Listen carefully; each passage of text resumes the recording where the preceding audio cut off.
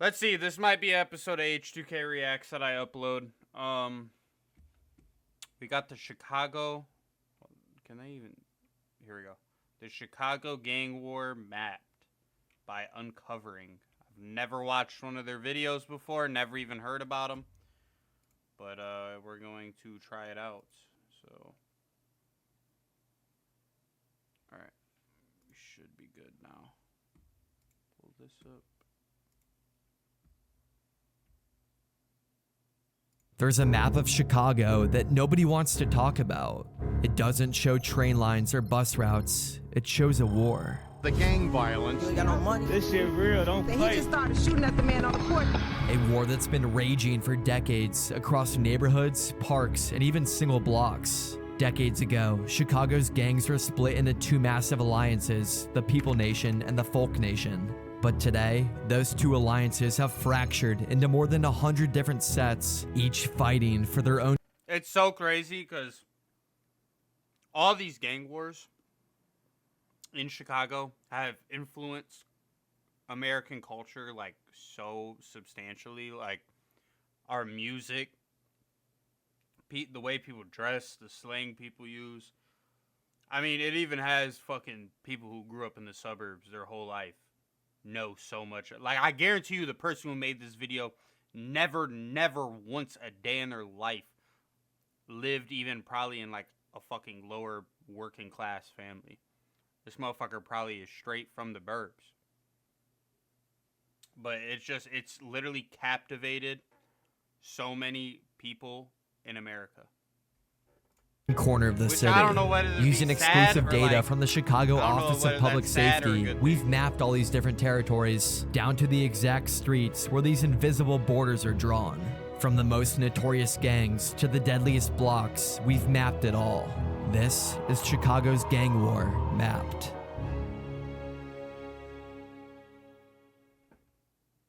One of the more famous rivalries in Chicago's gang world is between the Black Disciples and the Gangster Disciples. Arguably their most contested blocks are in Chicago's South Side, centered around the Parkway Gardens neighborhood, or more famously known as O Block. I guess one thing you always hear about is the O Block. Is it really that bad? Yeah, hell. We got a large crowd, got 362 in the back of Parkway. We need some crowd control over there. I need EMS down. O Block generally runs from 66th Street in the south to 63rd Street in the north, and then from South Calumet Ave in the west to South King Drive in the east. But much of this violence spills into the surrounding neighborhoods. O Block and Parkway Gardens once stood as a working class neighborhood for many black families who were migrating to the Midwest. It was even home to Michelle Obama when she was a child. But by the 1990s, gang violence Damn, I didn't grew. know Michelle came The from nearby Iraq. Harold Ikes and Robert Taylor homes were demolished, scattering all their residents and their gang Shout out Michelle affiliations Obama. into the surrounding neighborhoods. Well, except I grew up in the era of when, you know, Obama. I'm not that old, so Obama was in office, and she fucked up our school lunches. I don't fuck with you for that, Michelle, but everything else, you're pretty cool.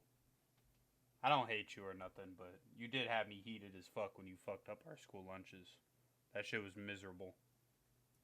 Much of the Gangster Disciples ended up moving above 63rd Street and also into the Woodlawns neighborhood. At the time, the Black Disciples already had a strong presence in the Parkway's Garden neighborhood, which meant the Black Disciples and the Gangster Disciples were now living directly next to each other.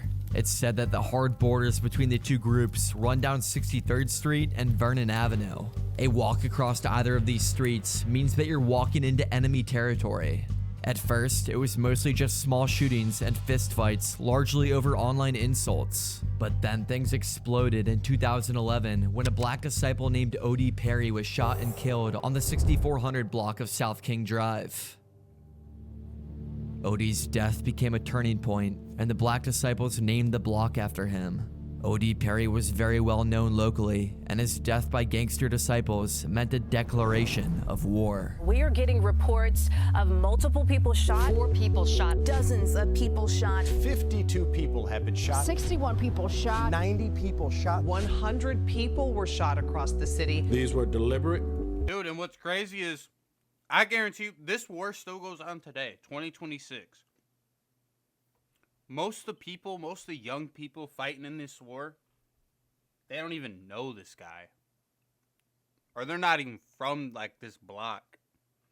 They don't know none of the people in this original group. None of that shit.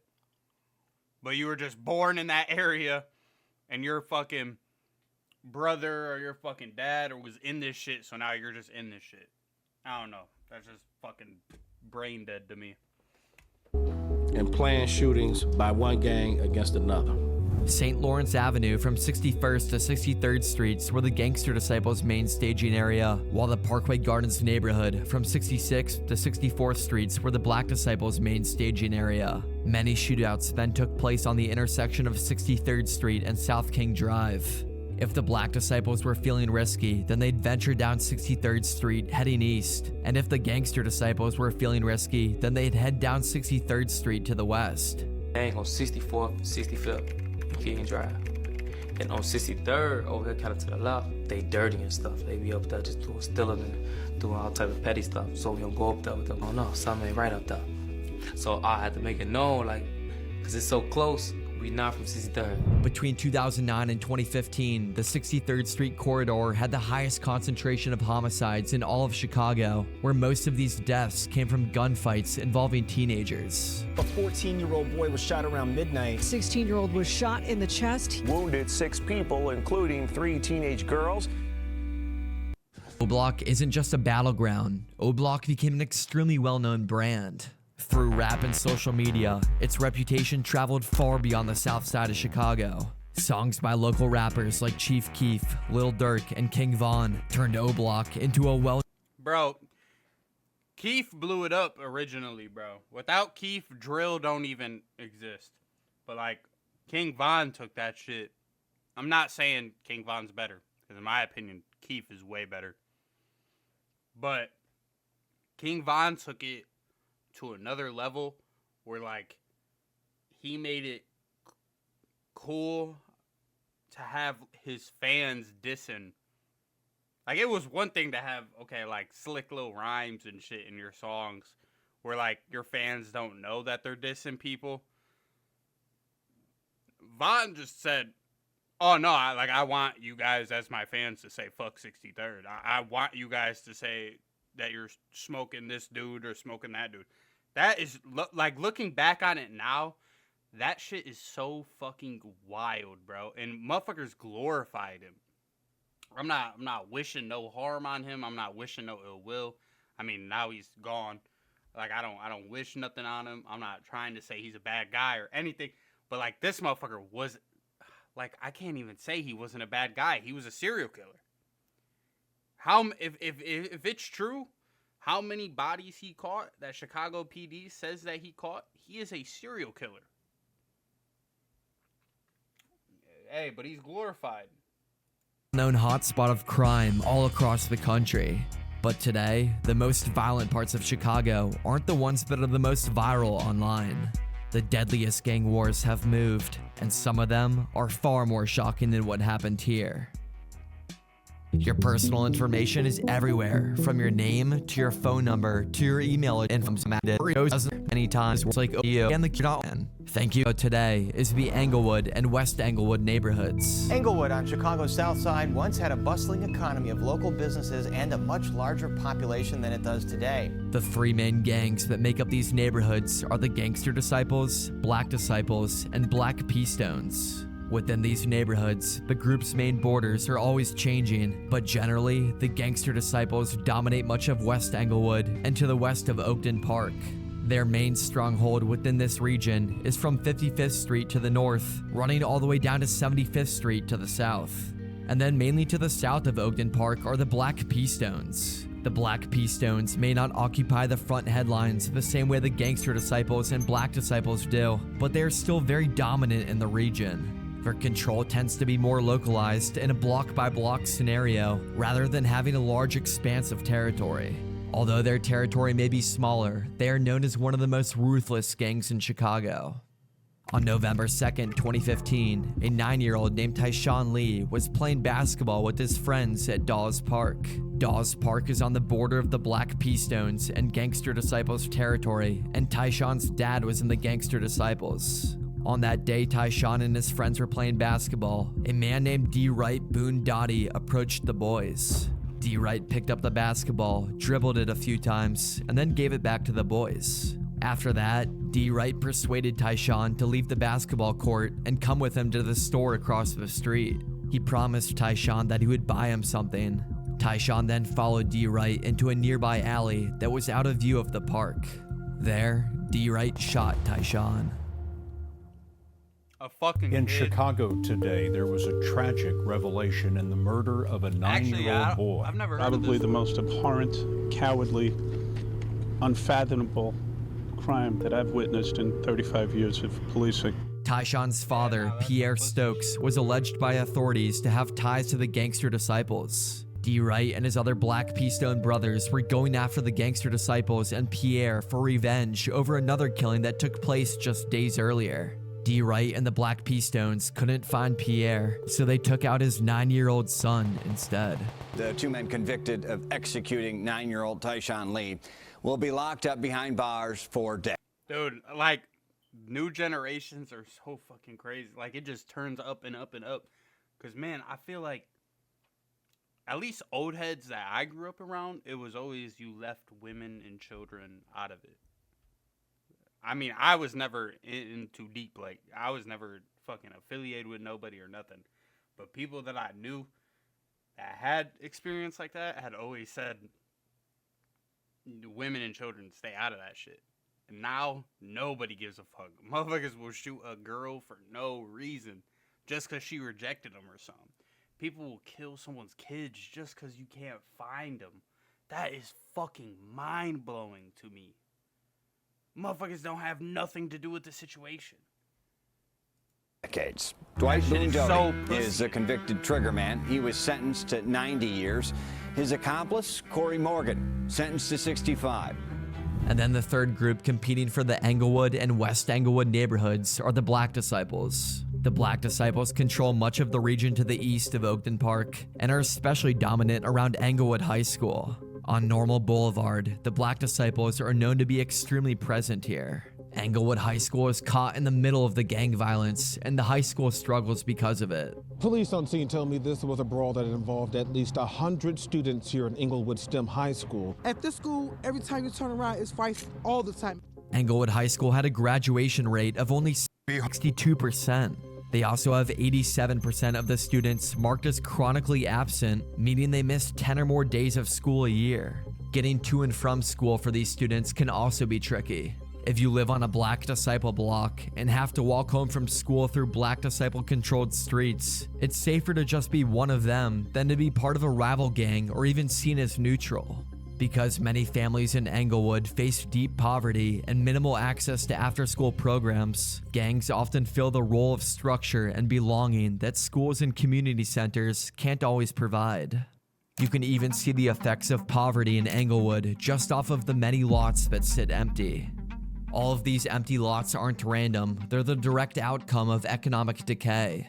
As jobs vanished and home values tanked, many homeowners couldn't keep up with their mortgages. The city seized many of these properties through foreclosure and then demolished them rather than rebuilding them. This has left block after block of open grass where homes once stood. Overgrown weeds, empty beer cans, and a lot of frustrated neighbors. The Morning Insiders uncover a pattern of vacant city-owned properties falling into disarray, leading to more than 100 complaints filed to the city just last year. People see this, they're scared to buy here, they're scared to rent here. Clean it up and secure it. But arguably the Chicago area struggling most with gang violence in 2025 is the Garfield Park area, or more notoriously known as K-Town. K-Town is a group of different neighborhoods with heavy gang violence, roughly running from West Lake Street in the north to West 16th Street in the south, and then from California Ave in the east to Cicero Avenue in the west. While the Black Disciples, Gangster Disciples, and Black P Disciples have a heavy prominence in Chicago's south side, it's an entirely different set of gangs that make up Chicago's west side. The major gangs out of K-Town include the Black Souls, the Unknown Vice Lords, the Four Corner Hustlers, the Traveling Vice Lords, the Conservative Vice Lords, the New Breed, and smaller pockets of the Gangster Disciples and Black Disciples. In general, the two dominant gangs in K-Town today are the Vice Lords, who originated in K-Town, and then the Four Corner Hustlers, who have a large area of control around Garfield Park.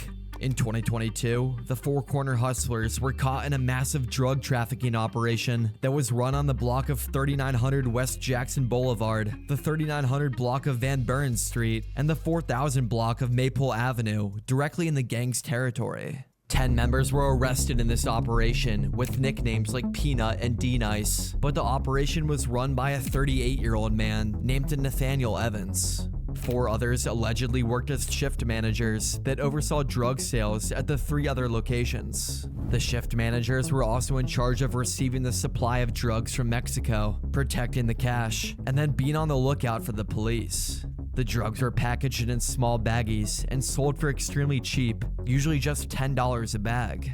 They were going for a cheap but high volume distribution strategy. Some of the drugs discovered by authorities were laced with fentanyl, making them far more dangerous. Federal authorities also seized many firearms from the gang, including 4 rifles, 4 handguns, a MAC-10 submachine gun, and a shotgun.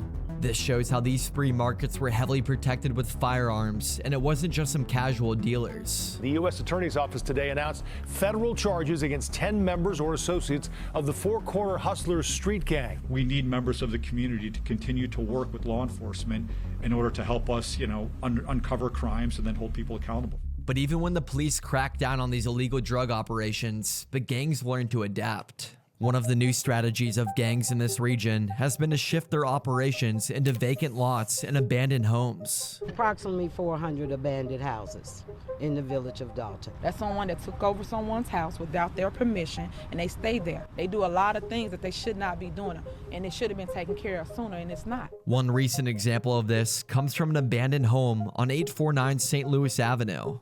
On the outside, it looked like an abandoned home with boarded up windows and graffiti on the front door. But on the inside was one of Chicago's most active stash houses. Neighbors say that the house had been vacant for many years. It's owned by the Chicago Housing Authority, but it's been left untouched and unsecured. Then in 2024, it turned into what police called an open-air drug depot. Dealers started operating their business right on the front porch, where buyers would pull up in cars, hand over cash, and then drive away with the drug of their choice. When police finally raided the home, they found 24 bags of narcotics hidden in a hole that was dug into the wall. This operation was all happening in broad daylight. Parents walking their kids to school said that they would see people cycling through every couple minutes. Residents who live in these areas are saying that they just can't take it anymore. We're moving, the process is moving as we speak. I just can't put up with this anymore. I'm completely done with Chicago. But no one wants to be here anymore. And can you blame them? Can you blame them? More and more families move out. These homes often become abandoned when nobody wants to buy them. These empty homes quickly become safe havens for the same activity that they were trying to escape. Today in West Garfield Park, more than 40% of the lots are vacant. But the cycle doesn't just stop with abandoned homes and empty lots. When neighborhoods start falling apart, it's often the kids who get caught in the cracks. Because not only you gonna get killed, and them cats gonna get killed, but our kids is dying. One of the most tragic stories of young kids getting caught in the gang life comes from an 11-year-old named Robert Sandifer, nicknamed Little Yummy. Both of his parents were teenagers at birth. His mother was frequently in trouble with the law, and his father was in jail for most of his life. By age 4, Robert was removed from his mother's care due to violent abuse and was given to his grandmother, whose home had up to 19 different people living in it.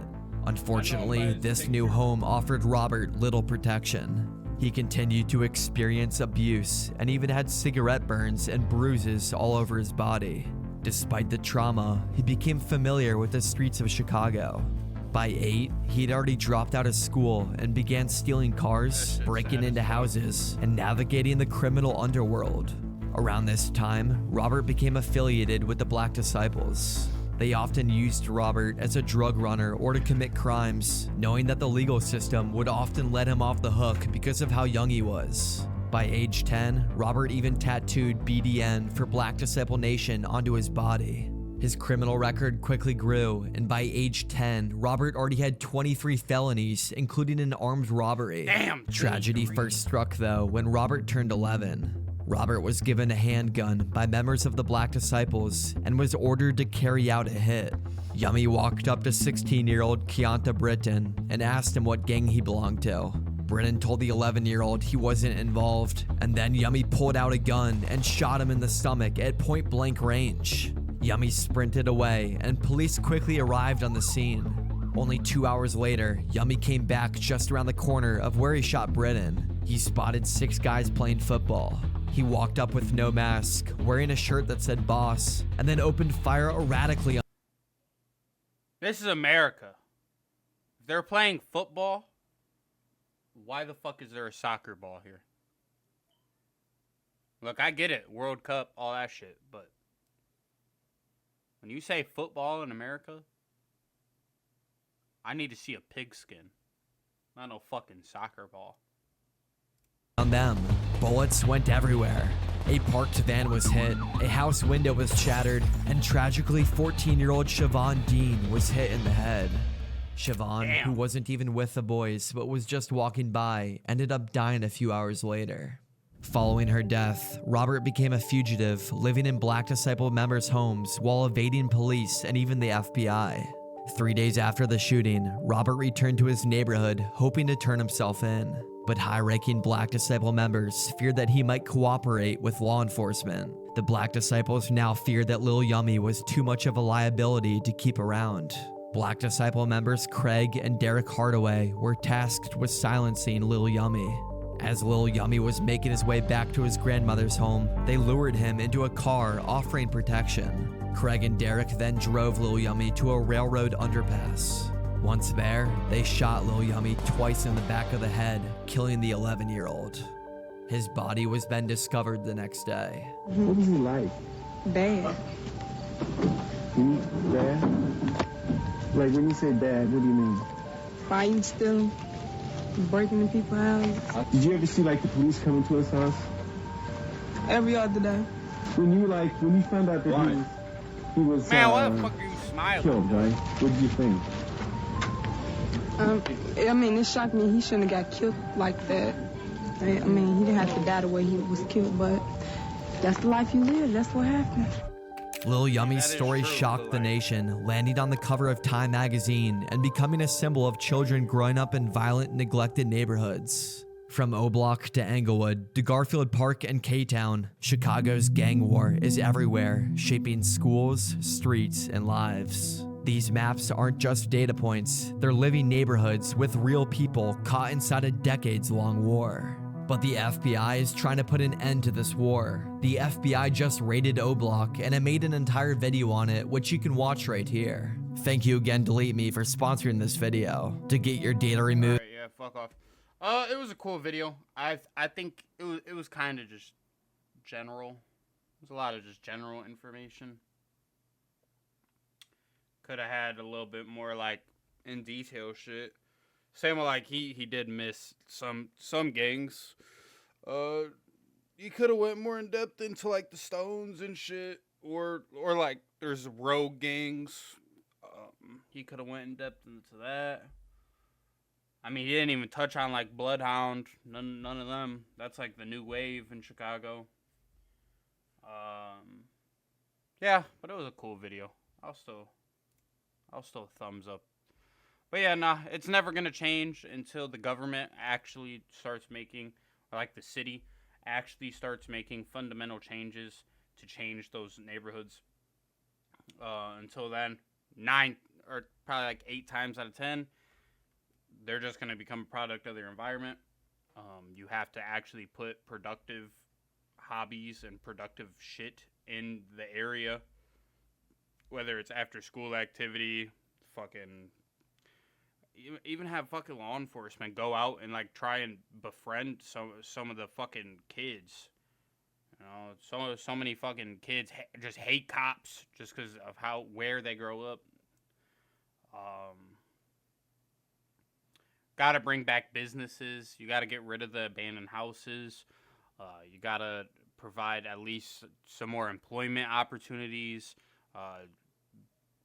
Maybe more shit involving schools. I mean, until then, it ain't gonna change. Yeah, but good video, man.